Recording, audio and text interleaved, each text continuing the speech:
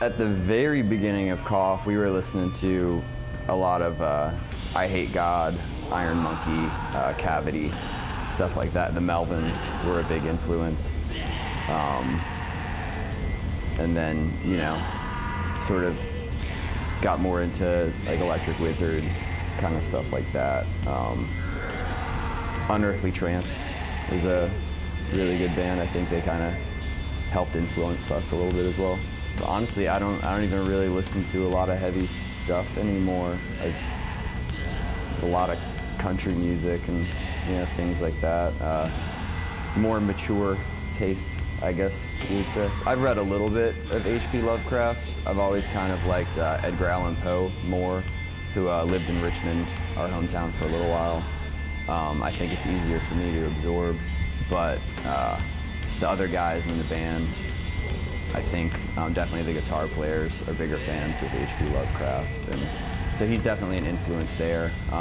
You know, Honor of the Dark, songs like that, and you know, so it's not my influence necessarily. I'm more into nonfiction and the stuff that I like to read.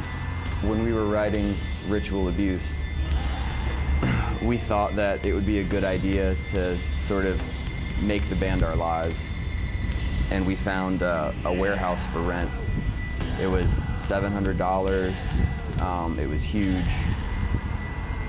but there was very little in the way of comfort. It was right above Guar's workshop, the slave pit, in a pretty bad part of town. And there was no heat, there was no air. We moved in like August, so it was pretty hot. We moved in, but then we went on tour shortly after. And yeah, like people started going crazy from living in there in those conditions. It was rough, and like we really weren't there together as much as we should have been, like living with girlfriends and stuff like that. But the idea was that we would be there all the time, practicing all the time, and it was just such a miserable place to be that it didn't really happen that way. People ask us about the break a lot. And it wasn't really a break. We were still working on stuff, just kind of at our own pace. I got really busy with Wind Hand, and David, our guitar player, had a kid. It's just sort of like things that come along with growing up kind of get in the way. I think that country music influence is sort of starting to creep in.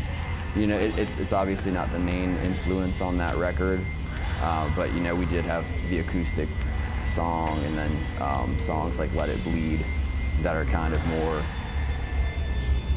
I'd say they're more traditional. And maybe it's in the song structure. I think the song structure is starting to get more traditional. But it's definitely there. You know, it's something that I'd like to play around with more. You know, with people having kids now, actually in both bands, we're home a lot more, and we're being more selective about the shows that we play, you know, whether or not it's worth our time to go play. But I have a larger hand in the songwriting with Cough, whereas with Wind Hand, if I write something that sounds good for Wind Hand, I'll bring it and we'll all work on it together. But most of what I do is writing for Cough. So the two sound different, so it's not really hard to decide whether or not it's a Wind Hand song or a Cough song. After this tour's over, we just have, oh well, actually, we fly directly to Las Vegas to go to Psycho Las Vegas after this tour. Then we go home for a couple months. I think we play one more show in October, and I think we're gonna take a break over the holidays and start writing a new record in the new year and see how it goes. We walked around a park last time we were here in Budapest, and we found a bust of Bela Lugosi, somewhat randomly, perched on the side of a building. So that was cool. It was nice to be able to walk around. We don't get to do that much.